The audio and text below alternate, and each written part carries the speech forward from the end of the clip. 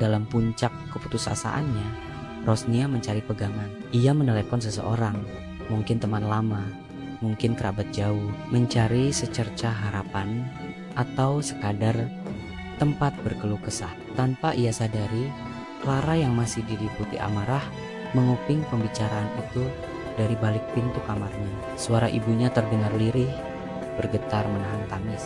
Kalimat yang didengar Clara selanjutnya membuat darahnya seakan berhenti mengalir. Mungkin lebih baik kalau aku tidak ada, bisik Rosnia di telepon. Kalau aku pergi, setidaknya hidup Clara tidak akan terus dihantui oleh masa lalu. Dia bisa memulai hidup baru tanpa bayang-bayangku. Clara terpaku di tempatnya. Jantungnya berdebar kencang, napasnya tercekat. Kata-kata itu bergema di kepalanya, membawa makna yang mengerikan. Ibunya berniat pergi, bukan sekadar pergi dari kota, tapi pergi untuk selamanya.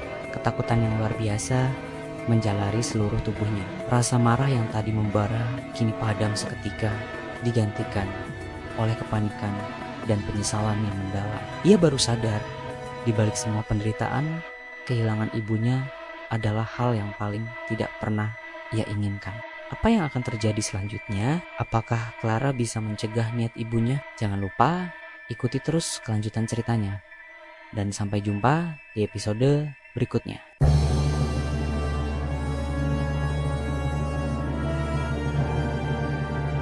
Jadi, di awal episode kita langsung disuguhkan adegan yang bikin deg-degan. Rizka yang udah gak tahan lagi sama tekanan di rumahnya, nekat kabur. Dia merasa seperti orang asing di tengah keluarganya sendiri. Wildan dan Myrna, orang tua kandungnya, terus-terusan memaksakan kehendak mereka. Mereka pikir dengan memberikan semua kemewahan, Rizka bakal langsung nyaman dan lupa sama masa lalunya. Tapi mereka salah besar. Ikatan batin tuh gak bisa dibeli pakai uang kan? Rizka merasa terkekang.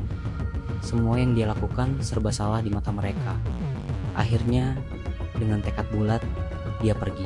Tujuannya cuma satu, Rosnia, ibu yang selama ini merawat dan membesarkannya dengan tulus. Perjalanan Rizka menuju rumah Rosnia itu gak mudah. Dia pergi diam-diam di tengah malam, cuman bawa barang seadanya. Sepanjang jalan kita bisa lihat keraguan dan ketakutan di matanya.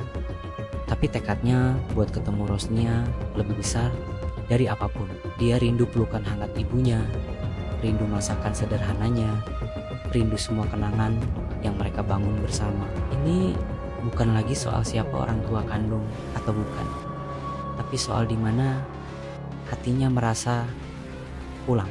Dan akhirnya momen yang kita tunggu-tunggu tiba. Rizka sampai di depan rumah sederhana Rosnia. Begitu pintu terbuka, Rosnia kaget bukan main. Melihat Rizka berdiri di sana dengan mata berkaca-kaca. Tanpa banyak kata, mereka langsung berpelukan erat. Tangis keduanya pecah. Ini adegan yang emosional banget guys. Pelukan itu seolah jadi bukti nyata ikatan yang tak terlihat di antara mereka. Di pelukan Rosnia, Rizka akhirnya bisa bernapas lega. Dia bisa jadi dirinya sendiri tanpa harus berpura-pura. Rosnia dengan segala keterbatasannya memberikan sesuatu yang tidak bisa diberikan Myrna dan Wildan, rasa aman dan penerimaan tanpa syarat. Sementara itu, di rumah mewah Wildan dan Myrna, kepanikan melanda. Begitu sadar Rizka nggak ada di kamarnya, mereka langsung kalang kabut. Mereka cari ke seluruh penjuru rumah, telepon teman-temannya, tapi nihil. Disinilah mereka mulai sadar uang dan status yang selama ini mereka banggakan ternyata nggak ada artinya. Mereka gagal memahami apa yang sebenarnya dibutuhkan Rizka. Myrna nangis histeris, menyalahkan dirinya sendiri. Wildan yang biasanya tegar juga kelihatan putus asa. Ego mereka sebagai orang tua yang merasa paling tahu apa yang terbaik untuk anaknya sekarang runtuh seketika. Mereka sadar mereka mungkin sudah kehilangan Rizka untuk kedua kalinya. Nah, di sisi lain ada Clara. Awalnya dia kan merasa terancam dengan kehadiran Rizka. Dia takut posisinya sebagai anak kesayangan bakal tergeser. Tapi melihat kekacauan yang terjadi, melihat betapa menderitanya Rizka, Clara mulai berpikir. Dia sadar kalau kebahagiaan Rizka itu bukan ancaman. Justru Penderitaan Rizka jadi cermin dari luka yang selama ini juga dia rasakan. Mungkin Clara juga merasa kesepian di tengah kemewahan itu. Pelan-pelan kebenciannya berubah jadi rasa simpati. Clara mulai memahami kalau mereka berdua, dia dan Rizka, sebenarnya adalah korban dari ego orang tua mereka. Ini perkembangan karakter yang menarik banget buat Clara.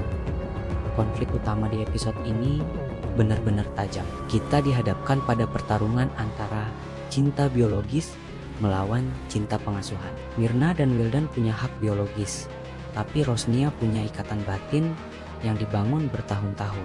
Siapa yang lebih berhak? Pertanyaan ini bikin kita sebagai penonton jadi ikut mikir. Ditambah lagi ego orang tua yang saling berbenturan. Myrna dan Wildan merasa punya segalanya untuk membahagiakan Rizka.